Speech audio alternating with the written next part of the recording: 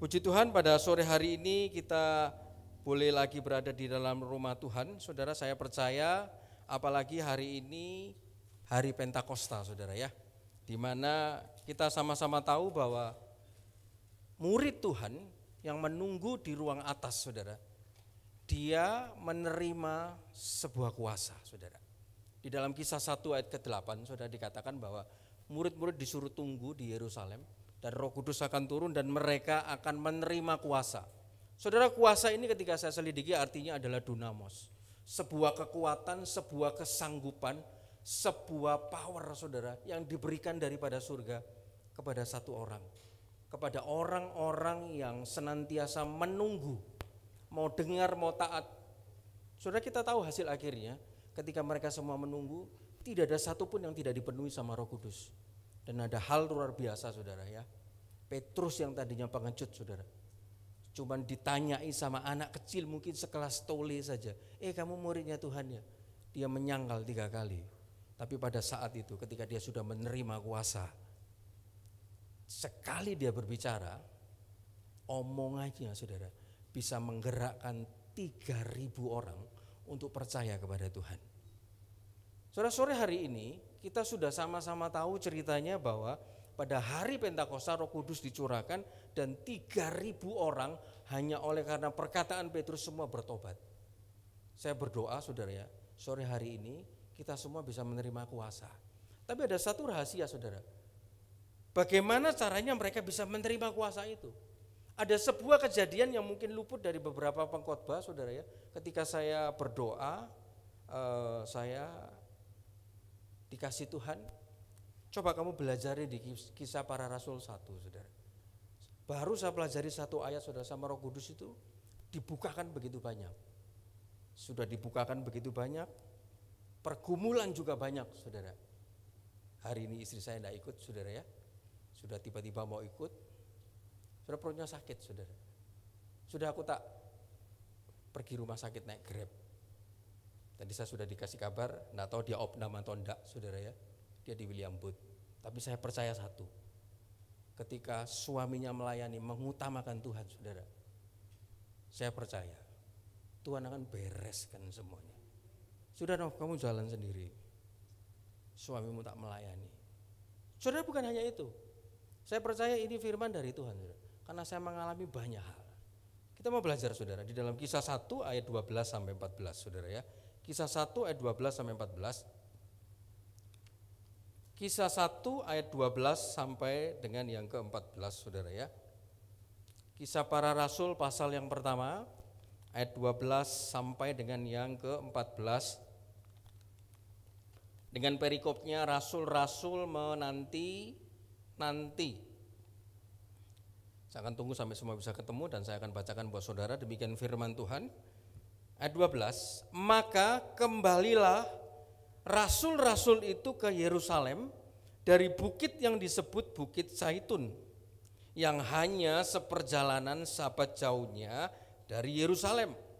Setelah mereka tiba di kota, naiklah mereka ke ruang atas, tempat mereka menumpang.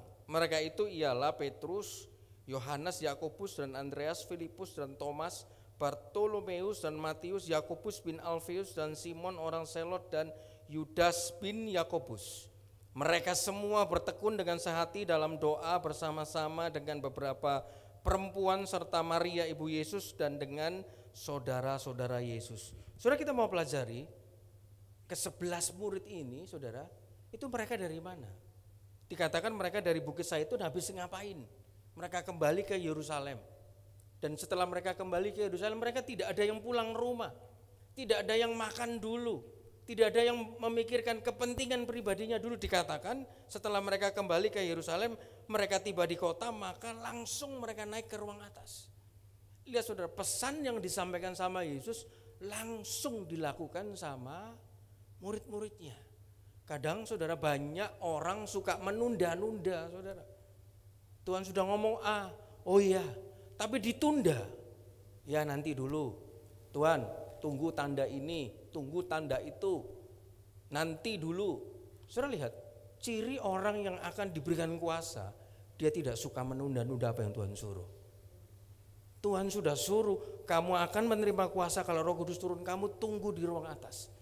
Mereka setelah selesai, mereka langsung masuk ke ruang atas, tidak pulang saudara, tidak ketemu keluarganya, tidak makan dulu, mereka langsung melakukan apa yang diberitakan Tuhan. Mereka tidak menunda. Dan ketika saya selidiki saudara, dari nama-nama yang ada di situ, kenapa Lukas tidak ada? Saya belum sempat begitu dalam pelajari saudara, tapi di bagian awal, bagian ayat 12 ini, kita mau agak kupas saudara ya. Ini saya dapat banyak di dalam ayat 12. Maka kembalilah rasul-rasul itu ke Yerusalem dari bukit yang disebut Bukit Zaitun. Ngapain? Murid-muridnya Tuhan Yesus ini di Bukit Zaitun. Dan mereka kembali ke Yerusalem juga ngapain? Saudara, ternyata di Bukit Zaitun itu ada Mount of Olives, saudara. Pada waktu itu, saudara ingat ada 2 murid Yesus yang dalam perjalanan ke Emmaus, saudara. Dan tiba-tiba dalam perjalanan Tuhan Yesus menampakkan diri. Dan ketika itu mereka sudah mau pulang kampungnya, karena mereka sudah waduh gurunya sudah tidak ada. Satu-satunya pengharapannya sudah tidak ada. Kadang orang begitu saudara ya, ketika hilang pengharapan, mereka letih, lesu, khawatir, sehingga mutung saudara, mereka pulang kampung. Tapi di tengah perjalanan Tuhan Yesus temui mereka dan mereka akhirnya kembali. Setelah Tuhan Yesus temui mereka minum perjamuan kudus. 2 orang ini kembali ke Yerusalem dan ketemu seluruh murid.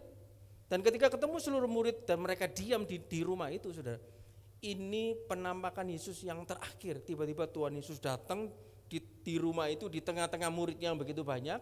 Tuhan bilang, damai sejahtera bagimu, ini aku. Kalau kamu gak percaya ini lubang di tanganku. Aku lapar, ada ndak ikan? Sama murid-murid dikasih ikan. Dan pada waktu itu mereka itu ada di Yerusalem. Dan ketika di Yerusalem, Tuhan Yesus memimpin mereka, menuntun mereka untuk pergi ke Bukit Zaitun. Pertanyaannya ketika itu, kenapa ya? Kok Tuhan Yesus naiknya itu kok milih di Bukit Zaitun? Kenapa kok tidak di Kapernaum? Kenapa kok tidak di Bethlehem tempat dia lahir? Kenapa kok tidak di Nazaret tempat dia dibesarkan? Kenapa juga kok bukan di Yerusalem, Bait Allah loh? Kenapa kok dia pilih di Bukit Zaitun? Ada apa dengan Bukit Zaitun? Ada siapa di Bukit Zaitun? Saudara, pada waktu itu kan banyak orang yang membuli Yesus. Oh, ini nabi palsu, pengajarannya palsu. Disalib, dibunuh, kan pasti beritanya sudah terkenal. Kalau saudara ya, Tuhan Yesus seperti zaman sekarang, dia mau naik, dia naik di tengah kota. Betul kan saudara? Ada begitu banyak orang yang memaki dia, tidak percaya sama dia. Tiba-tiba kalau dia muncul di tengah kota, tiba-tiba dia naik saudara. Dia Instagram semua. Apa tidak percaya semua orang saudara? Tapi dia lebih memilih di Bukit Zaitun. Tidak ada orang. Sepi. Cuman murid-muridnya. Hari-hari ini banyak orang kepingin menunjukkan dirinya. Ini loh aku di tempat ini, di selfie, jepret saudara, di story saudara. Tapi Yesus tidak saudara. Dia ini lagi momen-momen penting naik ke surga. Tapi dia tidak pilih di tengah kota, di pusat kota yang banyak orang. Dia pilih di Bukit Zaitun, itu ada maksudnya. Bukit Zaitun daerah mana? Sudah kita lihat di dalam Lukas 24 ayat 50 sampai 51. Lukas 24 ayat 50 sampai 51. Lalu Yesus membawa mereka keluar kota sampai dekat Betania. Di situ ia mengangkat tangannya dan memberkati mereka. Dan ketika ia sedang memberkati mereka, ia berpisah dari mereka dan terangkat ke surga. Jadi kita sama-sama tahu saudara, ternyata murid-murid tadi itu dari Bukit Zaitun, itu Bukit Zaitun letaknya di Betania. Tuhan Yesus milih dia naik ke surga di kota Betania. Kenapa Betania? Ada apa dengan Betania? Ada siapa di Betania? Saudara, dikatakan ketika Tuhan Yesus mengajak muridnya, dia mengangkat tangannya memberkati mereka, kemudian berpisah dan terangkat. Saudara, saya didorong sebuah kekuatan yang luar biasa, saya mencari terangkat, naik. Ini maksudnya apa? Sesuai judul saya itu artinya adalah, bahasa Ibrani-nya adalah anafero. Naik. Naik itu artinya to carry up, dibawa ke atas. Bring up, dibesarkan. Lead up to higher place, dipimpin untuk berjalan ke atas ke tempat yang lebih tinggi. Siapa yang tidak suka anafero, saudara? Hidupnya dinaikkan Tuhan. Penghasilannya ditingkatkan sama Tuhan, dibesarkan sama Tuhan. Pekerjaannya, pelayanannya masuk next level, saudara, dipimpin ke tempat yang lebih tinggi. Pada saat itu Betania mengalami anafero. Hanya di Betania yang bisa melihat anafero. Ditinggikan, dinaikkan, dibawa ke tempat yang lebih tinggi, itu semua keinginan semua orang. Saya dan saudara pasti kepingin seperti itu, derajat hidupnya ditinggikan, namanya dinaikkan, yang tadinya mungkin penghasilannya 2 juta, dinaikkan jadi 5 juta atau 10 juta. Yang tadinya pekerjaannya mungkin cuma skup kecil, jadi skup besar, saudara. Yang tadinya rumahnya mungkin ukuran 5 kali 10, dinaikkan sama Tuhan 10 kali 30. Saudara, itu namanya naik, ditingkatkan. Yang tadinya pelayanan mungkin 5-10 orang, diizinkan pelayanan 100-200 orang. Itu namanya anafero, naik. Semua pada kepingin, saudara. Tapi kenaikan ini hanya terjadi di Betania. Bukan di Yerusalem, bukan di Kapernaum, bukan di Nazaret, bukan di Bethlehem. Ada apa dengan Betania, saudara? Ternyata saya selidiki dari keempat Injil, Matius, Markus, Lukas, Yohanes, Betania adalah kota yang paling sering dikunjungi oleh Yesus. Setelah Yesus melayani, tiba-tiba dia menyingkir, dia pergi ke Betania. Setelah Yesus melakukan mukjizat, dia menyingkir, dia pergi ke Betania. Saudara, ada siapa di Betania? Betania itu artinya adalah house of death, rumah tempat pertemuan, house of appointment. Tempat yang paling sering dikunjungi oleh Yesus. Dan di situ terjadi anafero. Saudara, ketika saya renung-renungkan tempat yang sering dikunjungi Yesus, maka di situ terjadi anafero. Terjadi Tuhan diangkat, ditinggikan, dibesarkan. Berarti kalau kita ada di Betania, kita akan bisa menikmati anafero. Murid-murid Tuhan Yesus, dia ada di Betania. Dia bisa menikmati anafero. Dan akhirnya dia juga menerima anafero. Terkenal, saudara, sekali ngomong Petrus 3.000 bertobat. Punya kuasa, orang sakit sembuh, orang tuli, usir setan, semua mendengar, saudara. Punya kuasa begitu luar biasa. Tapi kita mau belajar, saudara. Kenapa kok harus di Betania? Ada apa di Betania? Saudara, ketika saya pelajari, saudara, Betania ini adalah rumahnya Maria, saudara. Maria, Marta, Lazarus. Saudara, 3 orang ini adalah orang yang dikasihi Yesus. Dan juga di Betania ada yang namanya Taman Getsemani. Saudara, itu adalah sebuah bukit, saudara. Mount of Olive, saudara, ada tumbuh-tumbuhan zaitun di situ, saudara. Ada Taman Getsemani dan ada sebuah desa di situ, ada rumahnya Maria, Marta, dan Lazarus, saudara. Saudara, bagaimana caranya kalau kita bisa Betania, saudara? Supaya kita ini bisa anafero. Saudara, sering-seringlah mengundang Yesus dalam setiap aspek kehidupanmu. Kalau kita sering mengundang Yesus, keberadaan Yesus, eksistensi Yesus, kehadiran Yesus senantiasa sering ditemui dalam hidup kita, saudara, pasti kita bisa anafero, bisa naik, bisa dibesarkan, bisa dibawa Tuhan ke tempat yang lebih tinggi. Sering-seringlah mengundang Yesus dalam setiap aspek kehidupan kita, saudara. Di dalam rumah kita, di dalam pekerjaan kita, di dalam pelayanan kita, di dalam keuangan kita, dalam kita, aku terima gaji. Ya wis lah, aku terima gaji, aku bulan ini lagi butuh ini, saudara. Enggak tanya Tuhan, enggak mengundang Tuhan. Sudah ngatur uang secara maunya sendiri. Di rumah, saudara. Waduh, rumah ini mau tak bersihkan dulu atau aku mau ke gereja dulu ya? Masak, aku mau masak apa, wis terserah maunya sendiri. Saudara sering ngundang Yesus. Dalam pekerjaan Tuhan, mau kerja apa ya? Hari ini aku mau kemana dulu, wes pokoknya cak karepku ini kerja aku kok. Dalam memilih pasangan hidup, penting aku suka, cantik, ini tipeku, enggak perlu tanya Tuhan. Saudara, semakin sering keberadaan Yesus ada di dalam hidup kita, kita akan jadi Betania. Kalau kita jadi Betania, kita tahu hasil akhirnya. Di Betania ada Anavero, ada orang dinaikkan, ada orang dibesarkan. Saudara, berapa banyak saudara hari-hari ini orang, pokoknya kalau Yesus itu, Tuhan itu cuman kalau ada masalah toh. Kalau masalah kecil-kecil ya tak beresi sendirilah. Saudara, semakin sering saudara mengundang Yesus dalam setiap aspek kehidupanmu, dalam pelayanan. Dalam setiap pagi kita mau ngapain dulu, mengerjakan apapun, saudara, kita ikut sertakan Tuhan, kita undang Tuhan. Saudara, ketika kita undang Tuhan, apapun yang kurang dalam hidup kita, ketika ada Tuhan, kekurangan itu akan dibereskan semua. Saudara ingat, saudara, di dalam Yohanes 2 ayat 1-3, perkawinan di Kana, saudara. Ada perkawinan di Kana dan mereka mengundang Yesus. Dan ketika Yesus ada di situ, tiba-tiba di dalam perkawinan itu, di dalam rumah tangga itu terjadi kekurangan anggur.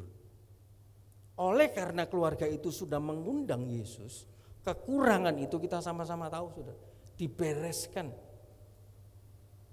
Masalah itu diselesaikan sama Yesus karena mereka ngundang Yesus. Karena mereka mengizinkan Yesus ada di rumah tangga mereka. Saudara, ketika suami-suami menghadapi istri, ya kan, apakah sudah mengundang Yesus? Gimana caranya aku ngomong sama istriku? Wah, lek gak perlu dipikir takut Tuhan. Bojoku iki kebacut lek. Iya lek Bapak Gembala bendino kopi ono, gedang goreng ono, ya kan iwak ono kabeh. Iki jangankan gedang goreng lek, banyu putih ae gak ono lek kongkon golek di warung. Aku mulai bojoku gak ono, wah wis iki tak semprot ae lek. Saudara, undang Yesus. Gimana caranya ngomong sama istri? Atau saudara punya anak yang keras kepala, dikasih tahu enggak bisa, saudara. Bandel terus, wah namanya orang tua punya power, saudara ya. Wah wis disemprot kamu, anak enggak tahu diri. Seperti tadi ini tak bilang no sama Pak Herman kamu, ben malu kamu di gereja. Saudara coba undang Yesus. Ketika saudara punya kekurangan keuangan, siapa yang saudara pertama kali pikir? Di dalam perkawinan di Kana itu, saudara, ketika terjadi kekurangan karena mereka mengundang Yesus, kekurangan itu jadi kelebihan. Kekurangan itu dibereskan jadi mukjizat Tuhan karena mereka mengundang Yesus. Sudahkah kita mengundang Yesus dalam rumah kita, dalam pekerjaan kita, dalam pelayanan kita? Saudara, ketika pelayanan apapun, saudara undang Yesus.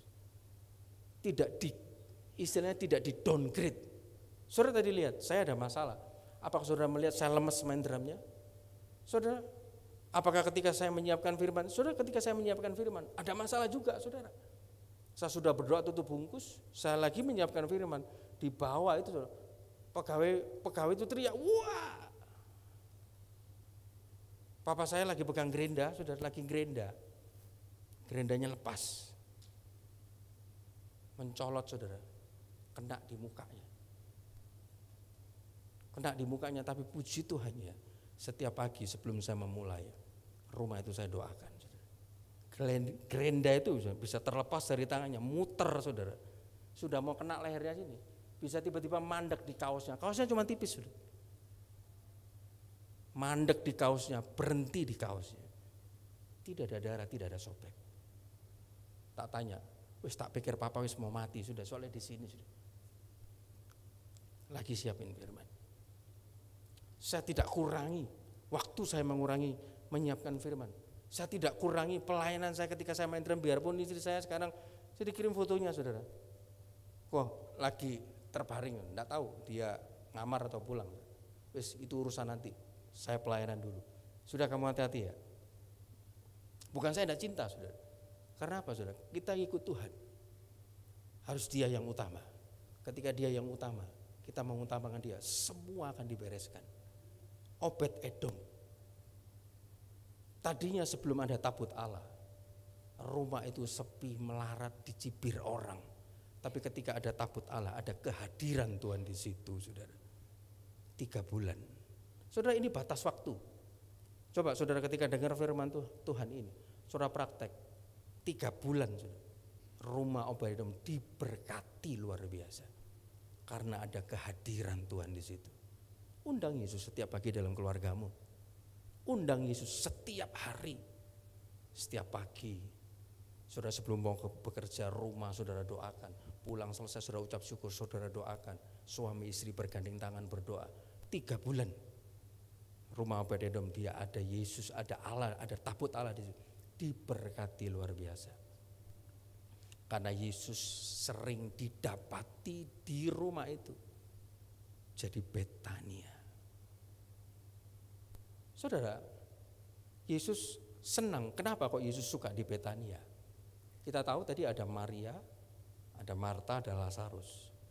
Dan juga di Betania ada Taman Getsemani, saudara. Saudara, karena di Betania itu ada orang-orang yang suka dengar sama dia. Tuhan Yesus ngomong, ada Maria yang suka duduk di bawah kaki Yesus, dengar. Berapa banyak orang hari-hari ini susah untuk mendengar. Firman Tuhan sibuk sendiri. Firman Tuhan, Allah ini malas, ini siapa yang sampaikan.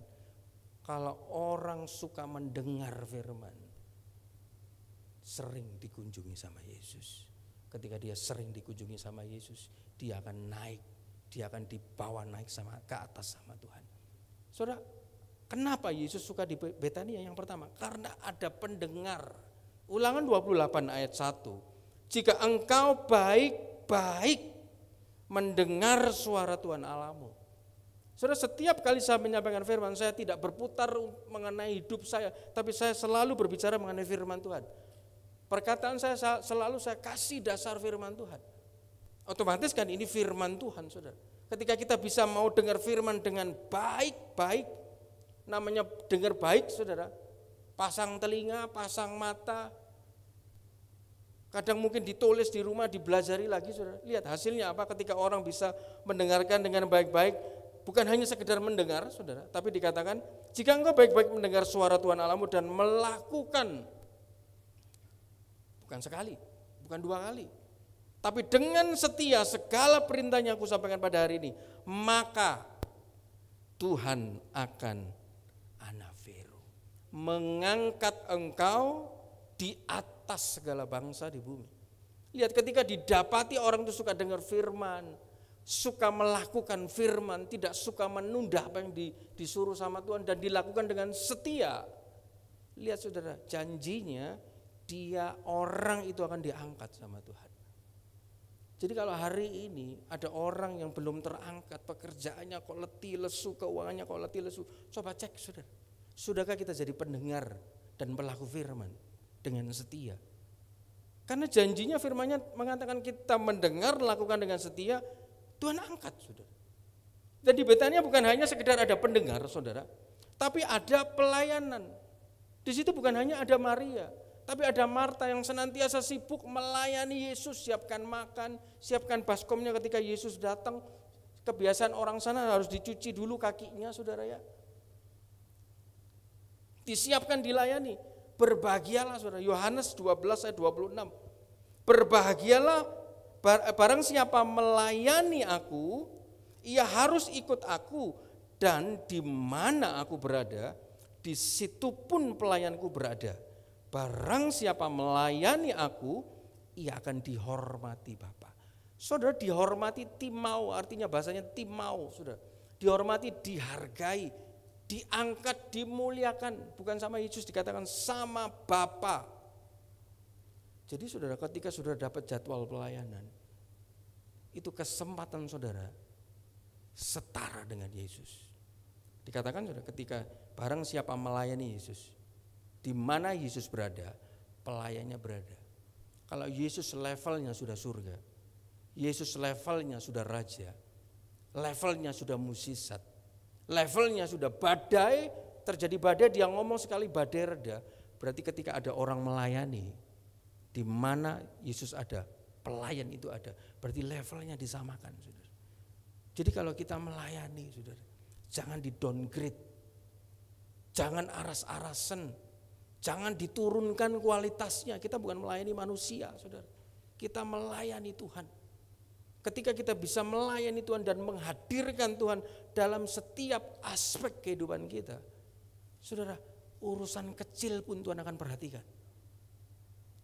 Saudara lihat sepatu saya ini, saudara. Sepatu saya ini 95% saya pakai cuman di gereja, cuman untuk melayani.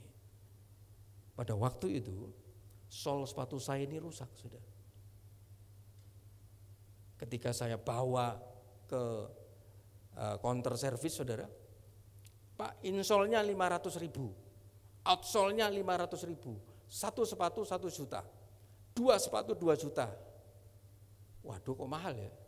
Ya wes lah, daripada beli baru, harganya lebih mahal lagi, saudara. Saya bawa ke counternya Bokuroku, saudara. Ya sudah, saudara, saya tidak berpikir apa-apa. Dan saat itu sudah diproses. Saat itu, saudara, saya pikir saya pada waktu itu sepatu ini akan saya pakai di Natal tahun 2023. Karena itu saya cari sepatu baru, saudara. Karena sepatu ini lagi diservis. Berapa lama? Sebulan. Saudara, sebetulnya dalam hati ini saya tidak rela bayar 2 juta, saudara. Tapi ya sudah, saya cuma ngomong, Tuhan, ya Lek Isa gak bayar. Lek Isa gak bayar, Tuhan. Ya cuman ya sudah, namanya sudah ditulis bayar 2 juta, ya sudah. Saudara, setelah 1 bulan saya telepon orangnya, Pak, sudah. Oh Pak, barangnya sudah dibawa ke Jakarta. Cuman kita enggak boleh bodoh. Oh, ke Jakarta. Berarti nomor resinya berapa? Oh Pak, kita enggak pakai resi, kan kita sudah ada angkutan khusus. Oke, saudara. Saya juga enggak bodoh, saya enggak berhenti di situ. Saya telepon saudara Bokuroku Jakarta.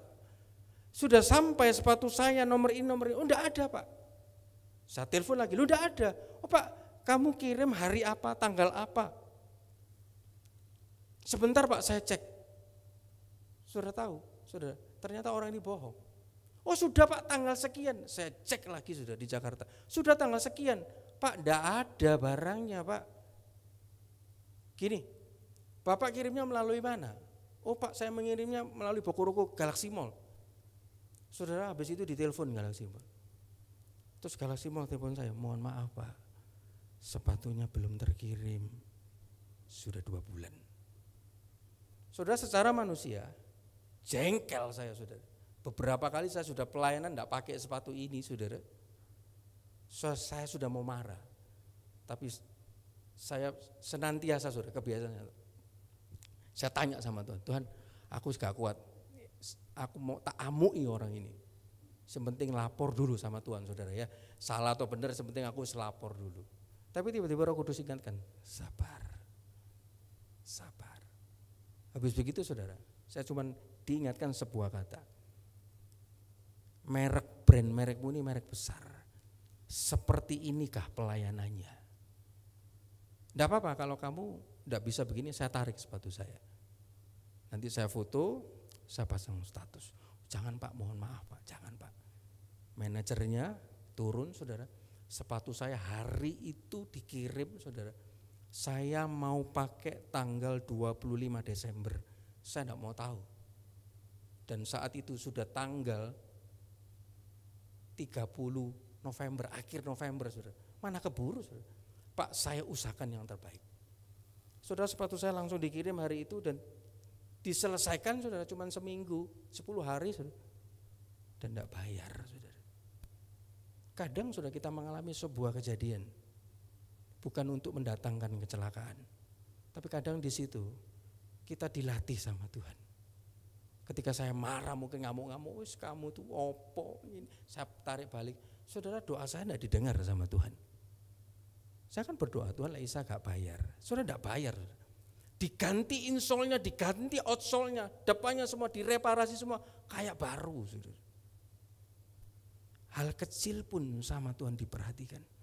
Ketika kita bisa menghadirkan Tuhan, ketika kita bisa menjadi pendengar yang baik, ketika kita bisa melayani yang baik. Di Betania bukan hanya ada pendengar, ada pelayanan, tapi ada penginapan. Tuhan Yesus sering nginep di Betania. Saudara, di dalam Yohanes 15 ayat yang ke-7, jikalau kamu tinggal di dalam aku dan firmanku tinggal di dalam kamu, mintalah apa saja yang kamu kehendaki dan kamu akan menerimanya. Saudara lihat, ketika saudara izinkan Yesus tinggal dalam rumah hati saudara, kira-kira kalau ada Yesus di sini, saudara buang sampah sembarangan enggak? Kalau kira-kira yang gonceng sepeda motormu Yesus, kira-kira saudara naik sepeda motor pakai helm enggak? Kira-kira saudara naik sepeda motor lawan arah enggak? Kira-kira kalau ada Yesus di situ. Kira-kira kalau ada Yesus di sebelah mobil saudara, kira-kira saudara buka kaca mobil saudara dan buang sampah sembarangan enggak? Saudara, kalau ada Yesus di sini, kira-kira kita bisa ngomong kotor enggak? Saudara, tidak usah jauh-jauh. Ada bapak gembala saja di sini, ada 6 atau 7 anak sekolah minggu, kelakuannya berubah. Mereka diam, lipat tangan, saudara, diam. Bapak gembala tidak ada, lari, sut, tendangan sana, tendangan sini. Ada bapak gembala di sini, dia diam, tenang. Kira-kira kalau firman ini mengatakan, kita kan semua mau saudara ya, mintalah apa saja yang kamu kehendaki. Kita minta apa saja, janjinya minta apa saja. Keuangan, pekerjaan, pasangan, minta apa saja. Tapi syaratnya cuma satu, jikalau firman tinggal di dalam kita. Kalau kira-kira firman Tuhan ada di dalam kita, bisa enggak kita ngomel saudara? Bisa enggak kita marah saudara? Ada Yesus loh di sini. Ada Pak Herman loh di sini, berani anak sekolah minggu marah saudara. Berani anak sekolah minggu lari-lari. Saudara, itu sebagai check and recheck saudara. Ada enggak Yesus dalam hidup kita? Kalau kita masih bisa bersungut, bisa marah, bisa bohong, bisa nipu, kira-kira Yesus ada enggak dalam hidup kita? Bisa enggak menghargai orang? Saudara, tadi pagi didikan surya kebenaran itu luar biasa saudara. Berapa banyak anak-anak hari ini saudara.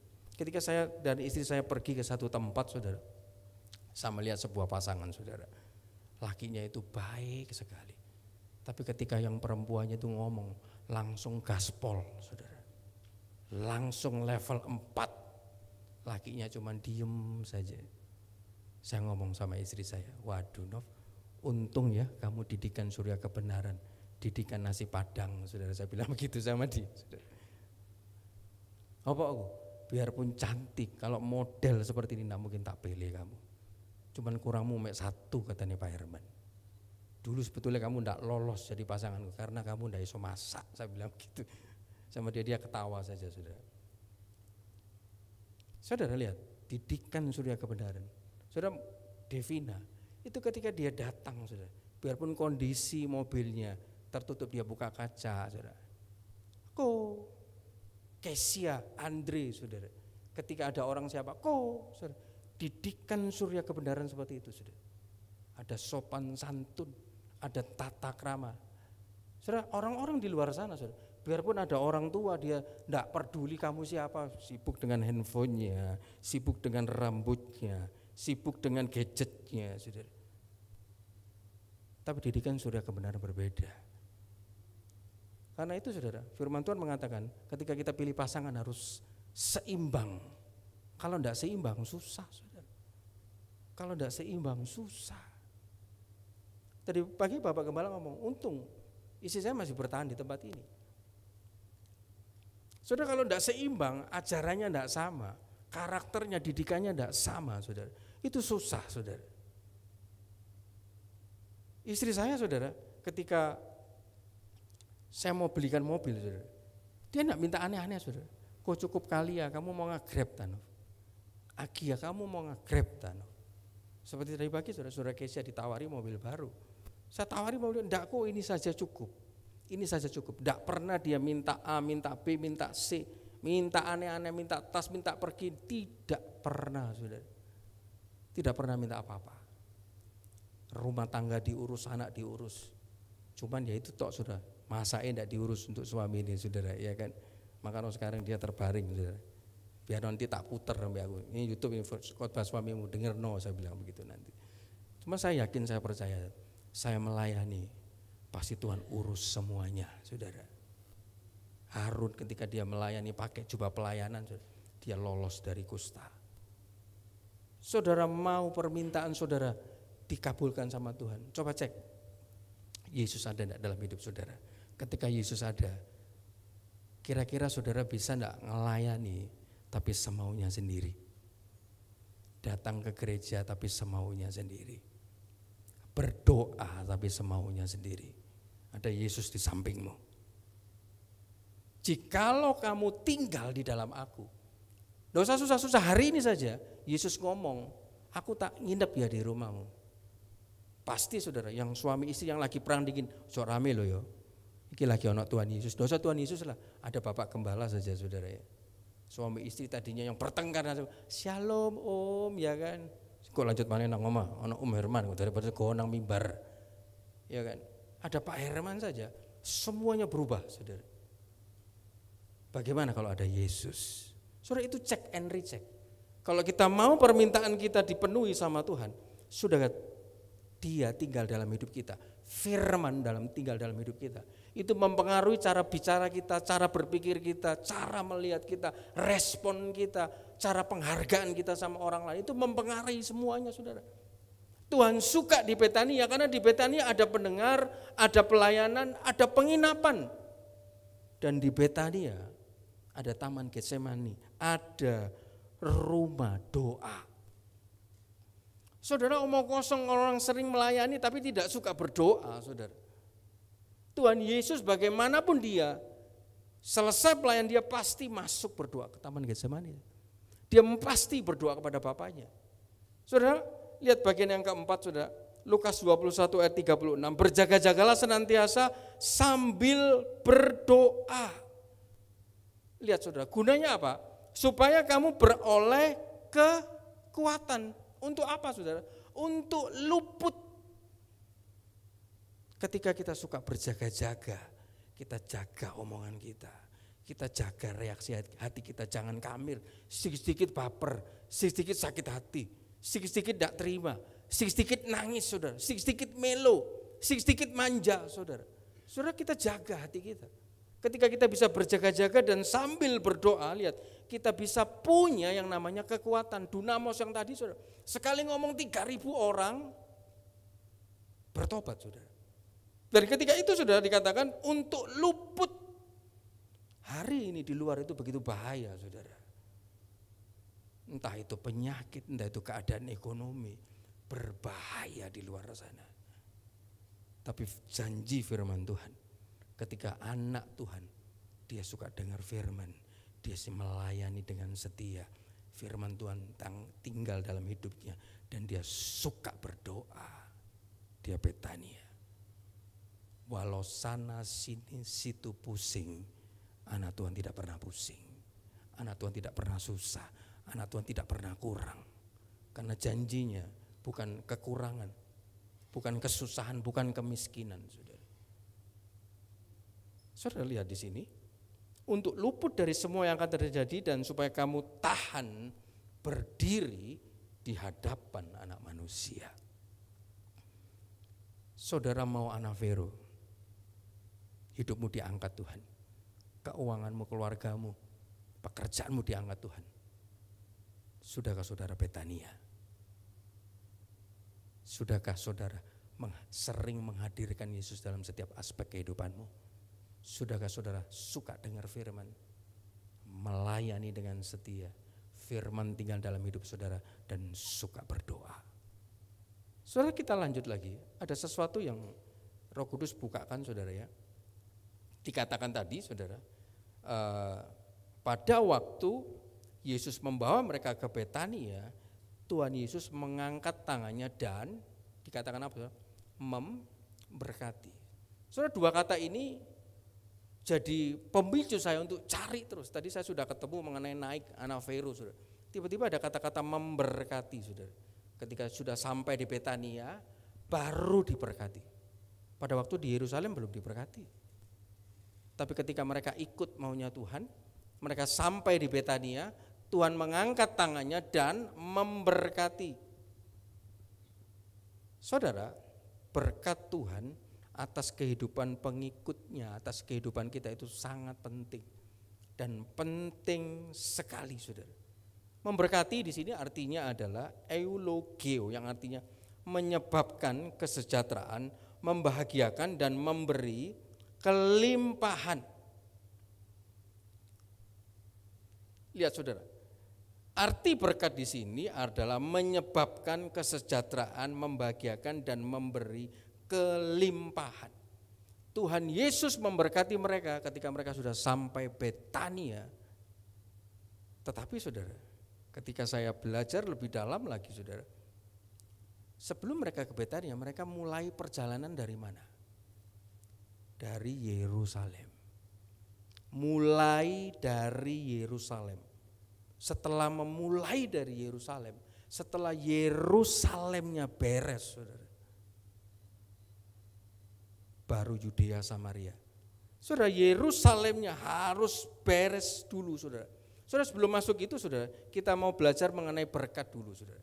Apa maksudnya berkat tadi? Menyebabkan kesejahteraan, membahagiakan dan memberi kelimpahan. Orang yang diberkati Tuhan, Alkitab mencatat ada cirinya, saudara. Ciri yang pertama, saudara, Ulangan 28 ayat 12, bisa dibuka Ulangan 28 ayat yang ke-12. Ciri yang pertama, Alkitab mengajarkan mengenai berkat Tuhan, orang yang diberkati Tuhan itu seperti apa, saudara? Yang pertama itu suatu karunia ilahi yang menyebabkan pekerjaannya berhasil. Jadi kalau orang diberkati Tuhan, apapun yang dikerjakan itu pasti berhasil. Sekali lagi, orang kalau diberkati Tuhan, apapun yang dikerjakan pasti berhasil. Lihat Yusuf, saudara, segala pekerjaannya selalu berhasil. Ayatnya ada di mana? Ulangan 28 ayat 12, ciri-ciri orang yang dapat berkat Tuhan. Tuhan akan membuka bagimu perbendaharaannya yang melimpah, yakni langit, untuk memberi hujan bagi tanamu pada masanya dan memberkati segala pekerjaanmu. Jadi Alkitab mencatat orang yang mendapatkan pekerjaan Tuhan, orang yang mendapat berkat Tuhan, pekerjaannya berhasil, saudara. Bukan pekerjaannya gagal, bukan pekerjaannya bangkrut, bukan pekerjaannya berurusan dengan mafia atau berkejahatan, saudara. Kalau orang diberkati Tuhan, pekerjaannya akan berhasil, saudara. Apapun yang dikerjakan pasti berhasil. Sehingga engkau, lihat saudara, sehingga engkau memberi pinjaman kepada banyak bangsa, tetapi engkau sendiri tidak meminta pinjaman. Kalau orang diberkati Tuhan, saudara, dia tidak suka ngutang, dia suka memberi pinjaman, saudara. Ini firman Tuhan yang ngomong, Ulangan 28 ayat 12. Ketika dia dapat berkat Tuhan, yang dikerjakan semua berhasil. Biarpun kecil, menengah, besar, susah, mustahil pun, tapi karena dia dapat favor berkat Tuhan. Lihat, Musa berhasil, Nuh berhasil, Abraham berhasil. Itu semua kesulitannya sulit, saudara. Bangun batra di atas gunung, Musa membelah laut. Abraham, saudara, sudah divonis mandul tapi punya anak jadi bapak segala bangsa. Tapi karena mereka dapat berkat Tuhan, pekerjaan yang mereka lakukan, pelayanan yang mereka lakukan, semuanya berhasil. Itu Alkitab mencatat mengenai berkat Tuhan. Yang kedua, berkat Tuhan berbicara mengenai penyertaan dan penyediaan limpah daripada Allah. Saudara, di dalam Kejadian 26 ayat 1 sampai 5, saudara masih ingat mengenai janda Sarfat, saudara? Kalau orang dapat berkat Tuhan, saudara, saya dapat yang menarik di sini, saudara. Saudara pasti sering dengar cerita mengenai janda di Sarfat, saudara. Tepungnya tinggal segenggam, minyaknya tinggal sedikit, dan pada saat itu lagi musim kering. Musim keringnya itu kering yang sangat-sangat dahsyat, sehingga janda itu ngomong, ketika tak kasih kamu besok mati. Ini makanan terakhir janda itu. Tapi hasil akhirnya apa, saudara? Buli-bulinya, tepungnya tidak pernah habis, minyaknya tidak akan pernah habis, tidak pernah habis, terus berlipat, terus ada, terus nambah, terus nambah, terus nambah. Kuncinya cuma satu, saudara. Ketika dia memberikan lebih dahulu untuk kepentingan Tuhan, untuk hamba Tuhan, mendahulukan kepentingan Tuhan melalui hamba Tuhan pada waktu itu, saudara. Elia diutus Tuhan dari sungai Kerit, kamu pergi ke janda, bukan janda yang kaya, tapi janda yang miskin, yang makanannya cuma tinggal 1 hari itu saja. Saudara kepingin terjadi kelimpahan dalam hidupmu, apa yang kau punya? Kalau Tuhan suruh kasih, kasih. Ketika tepung dan minyak itu dikasih, saudara, lihat, tepungnya tidak pernah habis, minyaknya tiba-tiba, loh kok ada? Loh kok ada transferan ini ya? Loh kok ada job ini ya? Loh kok ada pekerjaan ini ya? Semua yang tidak pernah saudara pikir timbul dengar dalam hati, itu Tuhan bisa sediakan semua. Saudara bisa enggak mengutamakan dia, mengutamakan hamba Tuhan, mengutamakan pekerjaan Tuhan? Ketika kita bisa utamakan itu, lihat berkatnya, tepungnya tidak pernah habis. Dan yang luar biasa saudara, di dalam Kejadian 26, 12-13 itu cerita mengenai Abraham, Ishak. Waktu itu mereka sampai di Geser, sebuah tanah. Mereka itu orang asing saudara. Ishak itu orang asing. Mereka sampai di Geser, dan pada waktu itu terjadi juga kelaparan begitu dahsyat. Raja di Geser namanya Abimelek. Tapi aneh saudara, Ishak pendatang, Abimelek orang asli. Tapi Ishak bisa jadi lebih kaya, bisa lebih diberkati. Bisa dibuka Kejadian 26 ayat 12-13. Kejadian 26 ayat 12-13. Saya akan tunjukkan kalau orang diberkati Tuhan, dia betania sama Tuhan, sering menghadirkan Tuhan, dia suka dengar, suka melakukan, suka setia, suka berdoa. Ini pun juga Abraham senantiasa nurut, hineni saudara. Disuruh Tuhan apa? Jalan. Pada waktu itu Ishak juga disuruh jalan ke Geser. Lihat hasilnya. Maka menaburlah Ishak di tanah itu, dan juga dalam tahun itu juga ia mendapat hasil 100 kali lipat, sebab ia diberkati Tuhan. Ayat 13. Dan orang itu menjadi kaya, bahkan kian lama kian kaya, sehingga ia menjadi sangat kaya. Saudara lihat, Ishak ini disuruh ke Geser. Coba dibuka Kejadian 26 ayat 16. Saya akan tunjukkan. Nah, lalu kata Abimelek itu rajanya kepada Ishak. Ishak itu pendatang, anak Tuhan yang diberkati Tuhan. Pergilah dari tengah-tengah kami, sebab engkau telah menjadi jauh lebih berkuasa. Saudara, saya penasaran. Saudara bukan orang, misal saudara bukan orang NTT, tempat kelahiran Bapak Gembala. Tiba-tiba saudara pendatang di sana. Kira-kira saudara bisa lebih sukses daripada orang yang asli sana, saudara? Orang yang asli sana sudah mengerti tetek bengeknya di sana, jalan lika-liku, jalan tikusnya sudah ngerti semua. Pasti susah untuk sukses, saudara. Tapi lihat, Ishak ini pendatang, saudara. Tapi rajanya bisa kalah sukses sama Ishak, orang yang betania. Saudara, hari ini saudara tidak perlu susah. Cukup betania saja sama Tuhan. Hadirkan Tuhan, dengar dia, lakukan perintahnya dengan setia, suka berdoa. Ada Tuhan, ada firman di dalam sini. Kita akan dapat berkat Tuhan. Lihat, musim kering, janda tidak pernah habis suplai makanannya. Ishak cuman pendatang, tidak ngerti apa-apa daerah situ, saudara. Bisa jauh lebih berkuasa. Yang ngomong rajanya sendiri lagi, saudara. Lihat, orang yang diberkati Tuhan, bagian yang ketiga, berkat Tuhan menurut Alkitab itu adalah pemberian kekuatan, kuasa, dan pertolongan Allah. Jadi kalau orang diberkati sama Tuhan, orang itu akan bisa punya kuasa, kekuatan, dan pertolongan Allah. Kolose 1 ayat 10-11. Sehingga hidupmu layak di hadapannya serta berkenan kepadanya dalam segala hal. Perhatikan ini saudara, berkenan kepadanya dalam segala hal. Bisa dibuka Kolose 1 ayat 10-11. Sehingga hidupmu layak di hadapannya serta berkenan kepadanya dalam segala hal. Keuangan berkenan, mata berkenan, kekudusan berkenan. Hormat sama orang tua berkenan. Segala hal harus berkenan. Dan setelah berkenan, lihat saudara, dan kamu akan memberi buah dalam segala pekerjaan. Ketika hidup kita bisa berkenan dalam segala hal, buah itu muncul, saudara. Lihat, akan memberi buah dalam segala pekerjaan yang baik dan bertumbuh dalam pengetahuan yang benar tentang Allah. Nah ini pengetahuan yang benar tentang Allah. Sekarang di luar banyak ajaran palsu, saudara.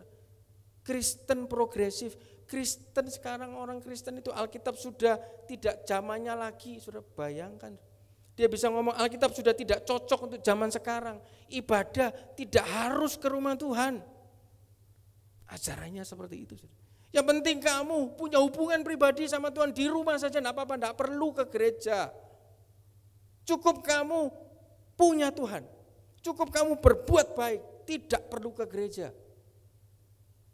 Kekristenan itu berkembang, progresif. Wah ini saudara.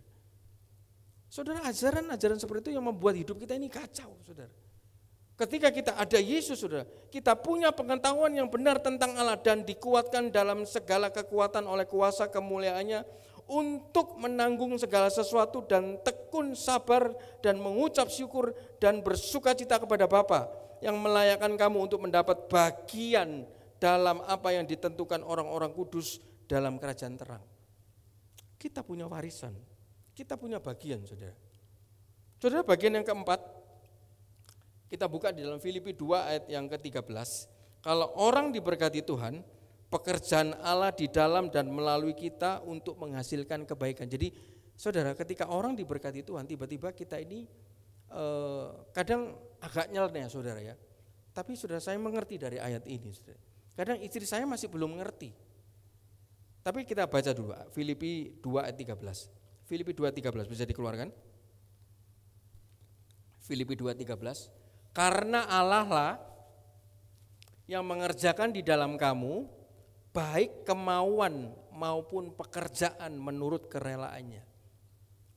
Saudara, saya ini hobinya bulu tangkis. Dan selalu senantiasa sebelum nikah saya ngomong dulu. Sebelum kawin saya sama istri saya sudah ngomong semua. Saya keras seperti batu hitam itu. Cuman saya bukan penjudi, bukan pemabuk, bukan suka main perempuan, bukan narkoba, enggak ngerokok. Saya orang laki-laki tanggung jawab. Cuman aku orangnya keras kayak gitu. Dan aku punya hobi bulu tangkis. 1 minggu harus 2-3 kali aku bulu tangkis. Namanya hobi, saudara. Dan pada waktu itu tiba-tiba saya sudah sepakat, ya sudah, kamu bulu tangkis hari apa? Hari ini sama hari ini, sudah. Di luar itu hari ini waktu keluarga, hari ini doa malam, hari ini latihan, sudah. Harinya sudah penuh, sudah. Kamis doa malam, Sabtu kadang latihan, Minggu sudah tidak bisa diganggu. Jadi kosongnya itu cuman Senin, saudara. Tiba-tiba Senin saya itu kepingin bulu tangkis. Saya tidak ngerti kenapa, saudara. Cuman padahal saya sudah janji sama istri saya, Senin waktu keluarga. Tapi saya coba ngomong, Nov, kok kepingin bulu tangkis? Kamu tuh mesti gitu. Wah, agak sedikit percecokan, saudara. Tapi tiba-tiba ada sebuah kemauan, saudara. Wes kamu tuh tidak iso dilarang kok. Aku tidak ngerti, Nov. Wes pokoknya aku tak berangkat. Saudara, padahal tempat bulu tangkis yang saya tuju ini, saya tahu orang-orangnya istilahnya tidak welcome, saudara. Cuman saya kepingin saja datang. Saya tidak ngerti, ada dorongan begitu kuat. Saudara, saya ketemu, saya sampai situ tidak terjadi apa-apa. Saya main 1-2 kali sudah saya mau pulang. Ketika saya pulang saya ngangkat tas, saudara. Tiba-tiba ada orang botak, saudara ya, menghampiri saya. Lu Alek ya? Oh ya, lu konsultan pajak ya? Dia punya perusahaan, saudara, ada masalah pajak, tidak bisa diselesaikan. Singkat cerita suruh saya yang handle, dan saya dapat berkat dari situ. Orang kalau diberkati Tuhan tiba-tiba punya mau, saudara, yang kelihatan nyeleneh, saudara. Kan tidak alkitabiah, kok bulu tangkis tidak alkitabiah. Kadang-kadang, saudara, Tuhan punya segala macam cara menggerakkan kita. Saudara, kadang sedikit mumpung tidak ada orangnya, saudara ya. Saya hobinya kadang browsing handphone tuh saya cuma lihat mobil, saudara. Mobil A, mobil B, mobil C. Itu istri saya tidak suka, saudara. Saya biarkan saja. Kok mobil, lihat terus. Cuma lihat ya lo, gak beli lo. Apa salah? Daripada aku lihat perempuan megal-megol baru kamu marah, boleh. Orang lihat mobil kok mbok seneni. Sudah, stop lo ya. Ya kan, aku enggak beli, dan aku beli pun juga enggak ngawur. Aku enggak mau atur dalam hal ini. Sudah, biar aku jalan sendiri, aku enggak ngawur. percaya sama saya. Aku enggak mau sedikit keluar ya, karena dia ini sekali lagi dari didikan saudara, dia orang yang tidak suka boros saudara, ya kan. Kalau ganti mobilku pakai bawa-bawa nama Pak Herman. Saya bilang yang penting di gas jalan, di rem berhenti, ada AC-nya. Ganti mobil ya podo ae. Iku apa sih? Wis Tanov, Dimo ya, mulai sekarang aku enggak mau ngomong soal mobil, biarkan aku cuman lihat saja, aku enggak beli loh. Ya kan cuman lihat tok. Aku enggak beli. Cuman sudah ada dorongan aku mau beli, juga jangan larang. Saya bilang begitu sama dia. Saudara, kadang-kadang Tuhan izinkan seperti itu, saudara. Tiba-tiba ada kemauan, saudara. Tapi enggak ngawur. Oh, katanya itu ada kemauan. Sih, aku tak kemauan ketemu sama mantanku yang lama lah. Itu ngawur, saudara. Ya kan? Karena ini kenyataan betul, saudara. Mantan saya dari Jakarta telepon mau curhat, saudara. Minta ketemu. Wah, ini ngawur, ya kan? Tak. Tenang Nov, enggak, aku enggak mau ketemu, ya kan. Tapi ditelepon ya, loh kok sekarang sudah jadi pendeta, enggak. Curhat boleh, ya. Bro ya apa bro, saya bilang begitu sama dia. Ya wes, telepon ya sudah, telepon ngobrol ya kan. Saudara, kadang-kadang ada kemauan itu, ya sementing enggak ngawur saudara, ya kan. Kembali lagi saudara, kalau namanya berkat Tuhan itu ada 4 tadi. Ada 4 tadi menurut Alkitab. Pekerjaannya berhasil, ada penyertaan dan penyediaan limpah daripada Tuhan, ada kekuatan dan kuasa daripada Tuhan. Bagian yang terakhir saudara, ayat 12, setelah murid-murid itu sampai di Betania, mereka setelah melihat Yesus kembali, mereka kembali ke Yerusalem. Ini yang juga saya jadi pikiran saya saudara. Saudara, di Yerusalem itu banyak musuhnya Yesus. Banyak orang yang tadinya kepingin menangkap, membunuh, bilang ajaran Yesus palsu. Itu banyak semua kumpul di Yerusalem. Tapi lihat saudara, ketika itu sudah disuruh sama Tuhan, biarpun susah, biarpun banyak musuhnya saudara ya. Seperti mereka masuk ke sarang serigala, seperti mereka masuk ke dapur api.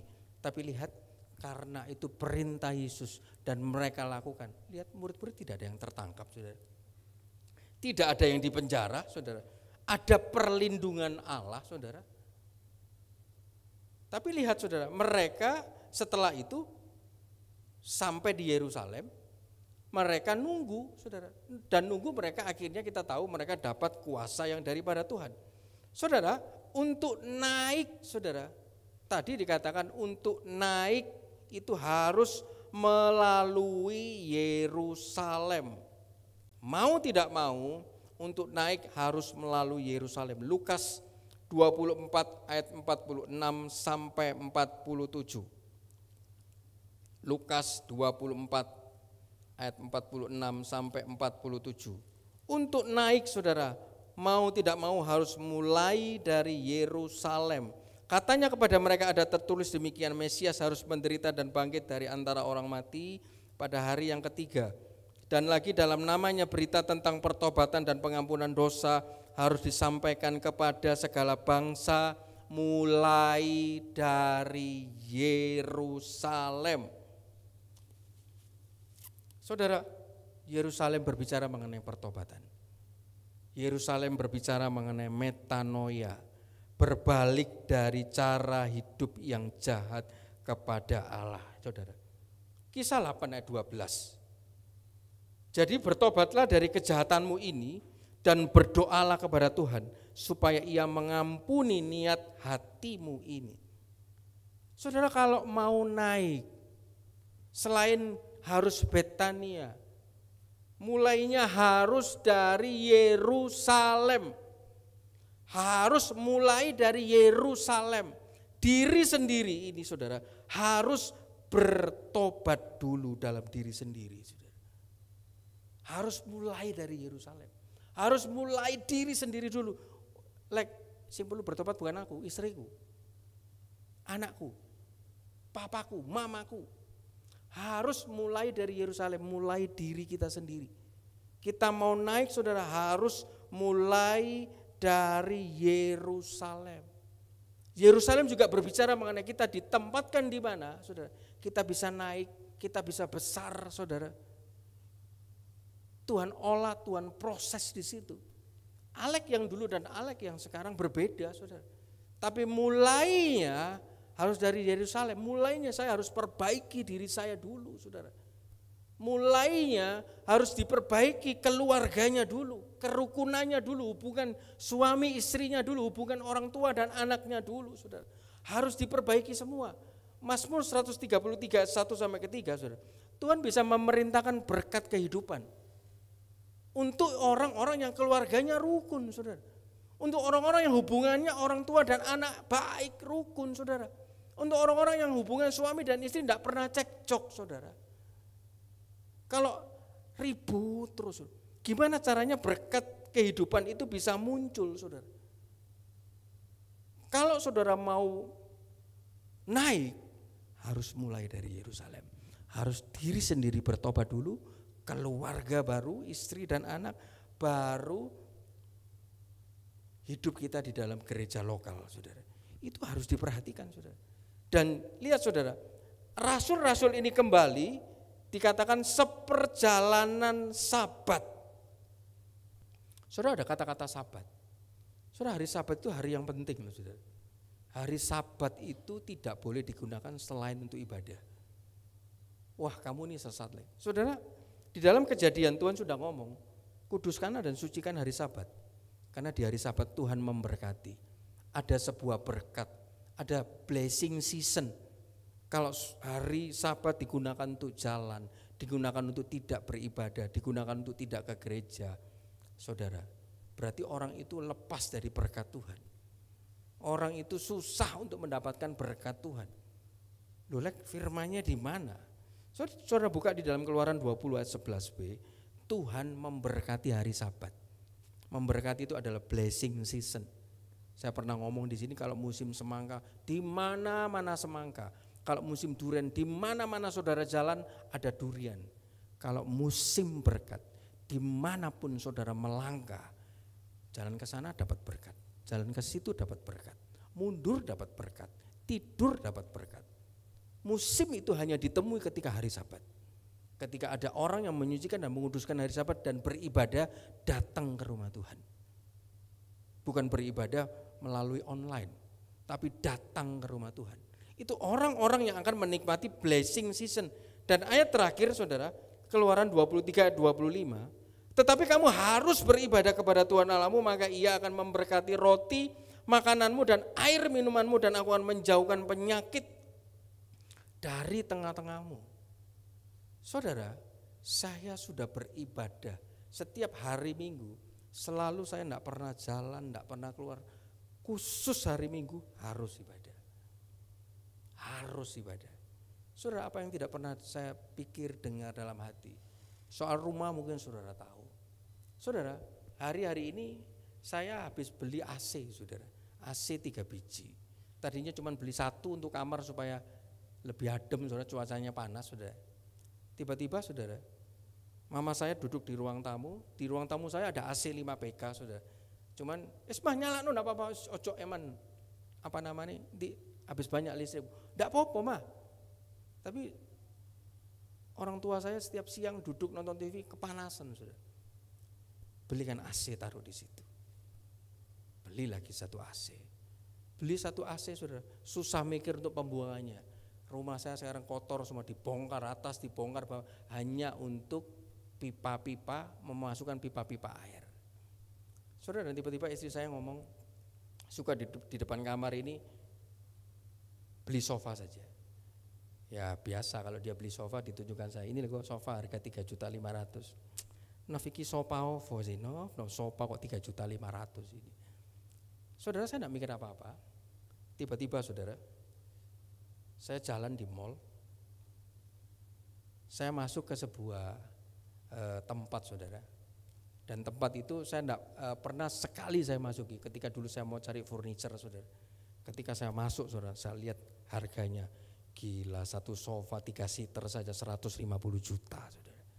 Banyak kulit, recliner, elektrik lagi. Tiba-tiba, saudara, ketika istri saya bilang sofa, saya waktu itu ya sudah, saya ajak makan orang tua saya jalan ke mall, saya kepingin Kau mau kemana? Istri saya masuk ke Guardian, saudara. Aku tak lihat-lihat. Saya masuk ke tempat yang dulu pernah saya masuki dan saya tidak jadi beli. Saya lebih milih Informa, saudara. Harganya jauh. Tiba-tiba saudara saya masuk di situ, ada sebuah sofa, saudara. Kulit, recliner, elektrik, ada lumbarnya. Belakangnya sini bisa disetel elektrik, kepalanya bisa disetel elektrik, kakinya bisa disetel elektrik. 3 seater, 1 biji harga 37 juta. 3 biji harganya 125 juta. Lagi diskon 50%, saudara. Wah, saya larang. Dalam hati cuma ngomong, Tuhan ini bagus. Kepingin Tuhan. Soalnya tiba-tiba salesnya menghampiri saya. Pak, hari ini ada promo, Pak. Promo apa? 50 plus 20, diskon 70%. Yosek mahal, diskon 70%, harga segini, saya disuruh bayar 55 juta. Masih mahal. Terus habis begitu saudara, ya Bapak tawar berapa? Kebiasaan diajari di ajaran surya kebenaran, mana manajermu? Aku tak ngomong sama manajermu.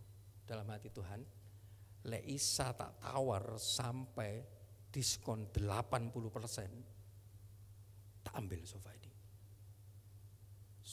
Sofa kulit saudara, 1 set saudara. Manajernya datang, orang Jakarta. Saya ajak ngobrol, lu kamu Jakarta mana? Oh aku Kuningan, oh ya Menara Raja Wali gini gitu saudara. Singkat cerita dari 50 turun jadi 40. 25, saya bilang begitu. 25 juta ambil semua. Kulit loh saudara, kulit asli. Ini kelasnya Da Vinci, kelasnya Melandas saudara. Habis itu saya tawar lagi, udah dikasih saudara, ya sudah saya pulang. Pulang tiba-tiba saudara, saya di WA. Ya sudah Pak Alek, 25 jangan 25 lah Pak Alek. Apa namanya 30, enggak 25. Sofa 3 biji, 3 seater saudara. Lah terus tiba-tiba saudara, sampai di rumah, tiba-tiba ada suara lagi saudara. Kamu jangan beli cuma 3, beli 3 plus 1. Lu gunanya apa Tuhan? 1 ini, kamu ingat kursi yang di kantornya gembalamu? Kan dia punya kursi 1 biji. Gunanya apa? Kamu bisa duduk di situ, nanti anakmu, istrimu, kalau kamu manggil mereka selama ini mau ngobrol sama mereka kan enggak punya tempat ngobrol. Masa ngobrol di kamar? Sudah lihat, sama Roh Kudus bisa dituntun sampai seperti itu. Ambil 1 ya sudah. Kalau 2 iki boleh 30 enggak apa-apa. Dan boleh nyicil enggak apa-apa. Saudara, 3 biji aja saya minta 25 enggak boleh dari harga 100 saudara. Habis itu besoknya hati enggak enak. Kepingin lagi balik, saya balik. Wes gini, tak ambil 2 ya sudah Pak Alek. 2 jadi dari 50 kalau 2 ini 70 tak diskon jadi 60. Enggak. 2 ini 3 plus 1 30 lah.